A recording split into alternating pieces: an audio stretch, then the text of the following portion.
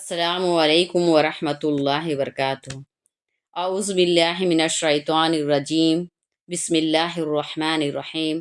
الحمد للہ رب العالمین، والصلاة والسلام علی رسولہ الکریم سیدنا محمد وآلہ وصحابہ اجمعین، اما بعد۔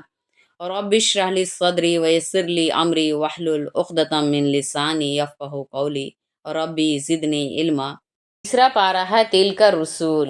مثل الذین ينفقون اموالهم فی سبیل اللہ کمثل حبۃ انبتت سبع سنابل فی کل سنبلۃ مئۃ حبۃ واللہ یضاعف لمن یشاء واللہ واسع علیم۔ الذین ينفقون اموالهم فی سبیل اللہ ثم لا یتبعون ما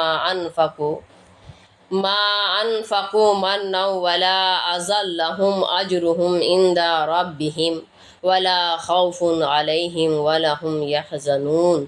قول معروف ومغفرة خیر من صدقة يتبعها اذى واللہ غنی حلیم۔ اللہ رب العالمین فرما رہے ہیں، جو لوگ اللہ کے راستے میں خرچ کرتے ہیں ان کی مثال اس دانہ کی سی ہے جو 7 بالیاں اگائے، ہر بالی میں 100 دانے ہوں، اور اللہ جس کے لیے چاہے اس سے بھی بڑھا دے، اور اللہ کشادگی والے اور خوب جاننے والے ہیں۔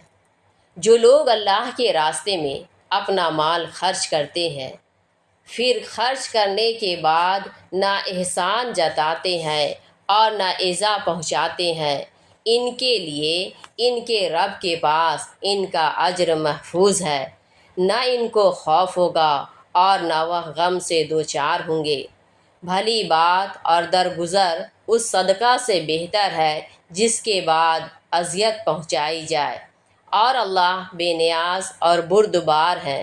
توجہ دے تاکہ بات ذہن میں رہے، یعنی اللہ رب العالمین کے راستے میں خرچ کرنے کا کم سے کم اجر 700 گنا ہے، اور اللہ اپنے فضل و کرم سے اس میں بھی اضافہ فرما دیتے ہیں، کیونکہ اللہ فراخ دل اور کشادگی والے ہیں، اور چونکہ خوب جاننے والے بھی ہیں، اس لیے لوگوں کے اخلاص کے لحاظ سے ان کو ثواب عطا فرماتے ہیں۔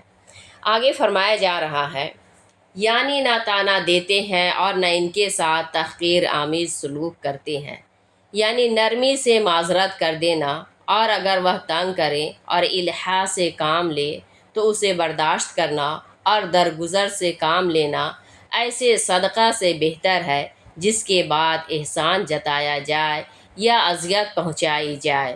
یا ایھا الذین آمنوا لا تبطلوا صدقاتکم بالمن والاذی کالذی ينفق مالہ رئاء الناس ولا يؤمن باللہ والیوم الآخر فمثلہ کمثل صفوان علیہ تراب فاصابہ وابل فترکہ صلدا لا يقدرون على شيء مما كسبوا واللہ لا يهدي القوم الكافرین۔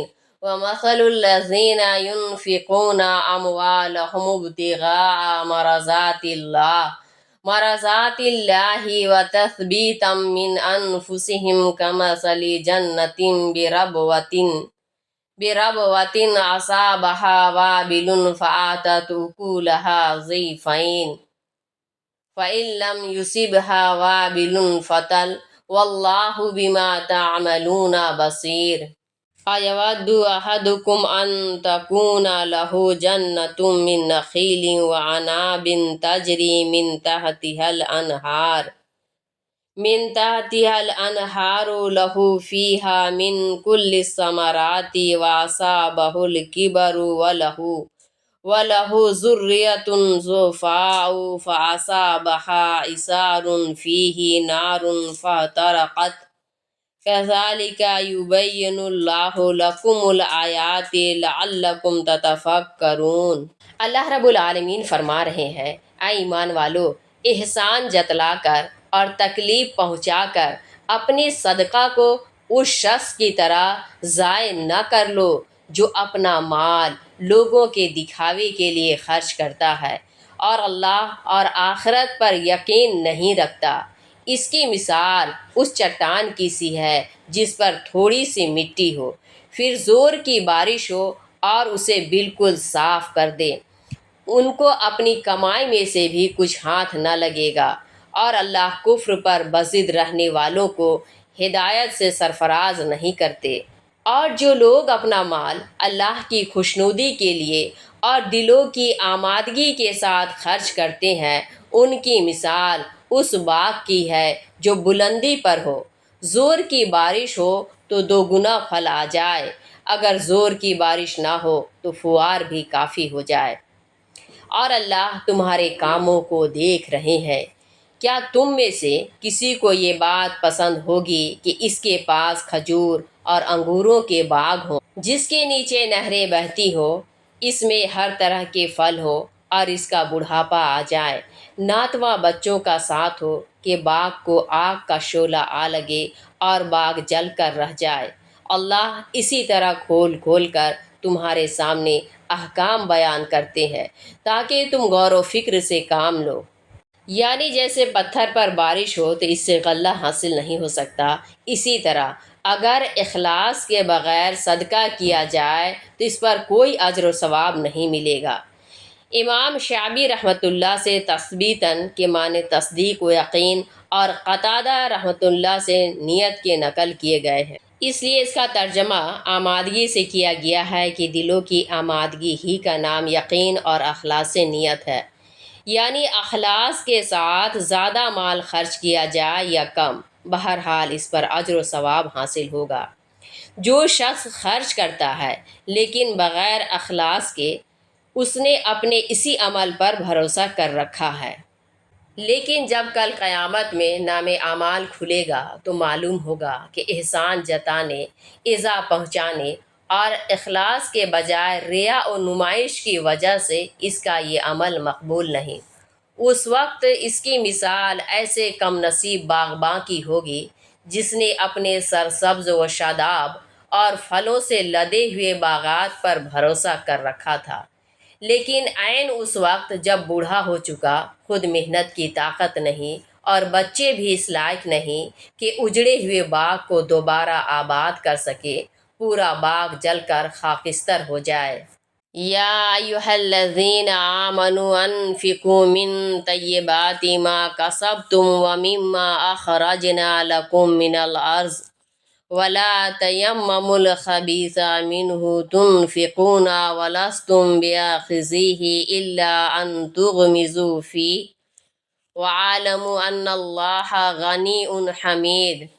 الشیطان یعدکم الفقر ویأمرکم بالفحشاء واللہ یعدکم مغفرۃ منہ وفضلا واللہ واسع علیم۔ اللہ رب العالمین فرما رہے ہیں، اے ایمان والو، جو کچھ تم نے کمایا ہے اور جو کچھ ہم نے تمہارے لیے زمین سے پیدا کیا ہے، اس میں سے بہتر حصہ خرچ کرو، اور تم خرچ کرتے ہوئے مال میں سے ایسی خراب چیز دینے کا ارادہ نہ کرو کہ تم خود اس کو قبول کرنے کو تیار نہ ہو، سوائے اس کے کہ چشم پوشی سے کام لو، اور جان لو کہ اللہ تمہارے خرچ کرنے سے بے نیاز اور خوبیوں والے ہیں۔ شیطان تم کو محتاجی کا خوف دلاتا ہے اور بخل پر اکساتا ہے، اور اللہ تم سے اپنی مغفرت اور فضل کا وعدہ کرتے ہیں، اور اللہ کشادگی والے اور خوب جاننے والے ہیں۔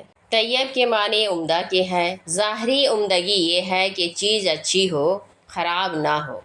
معنوی عمدگی یہ ہے کہ حلال ہو، مشتبہ نہ ہو۔ مفسرین نے یہاں طیب سے حلال مراد لیا ہے کہ اگر ایسا ہی مال صدقہ کیا جائے جو حلال ہو، چنانچہ حدیث میں ہے کہ اللہ رب العالمین مال حلال ہی قبول فرماتے ہیں۔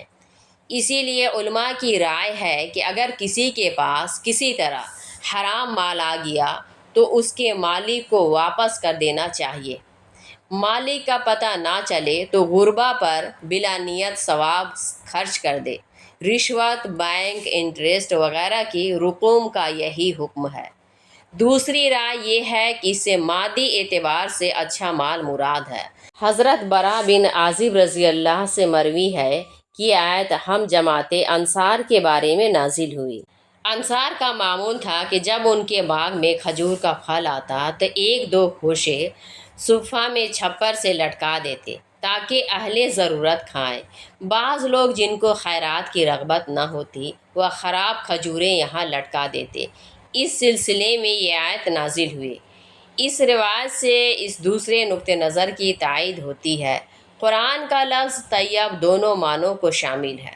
فحشاء کے معنی بے حیائی کے بھی ہیں اور بخل کے بھی، اس لیے عربی میں بخیل کو فاحش بھی کہتے ہیں۔ یہاں بخل ہی کا معنی زیادہ واضح ہے۔ تو اللہ ہم سب کو عمل کرنے کی توفیق عطا فرمائے، آمین۔ ویڈیو اچھے لگے تو شیئر کریں اور سبسکرائب کریں۔ السلام علیکم ورحمۃ اللہ وبرکاتہ۔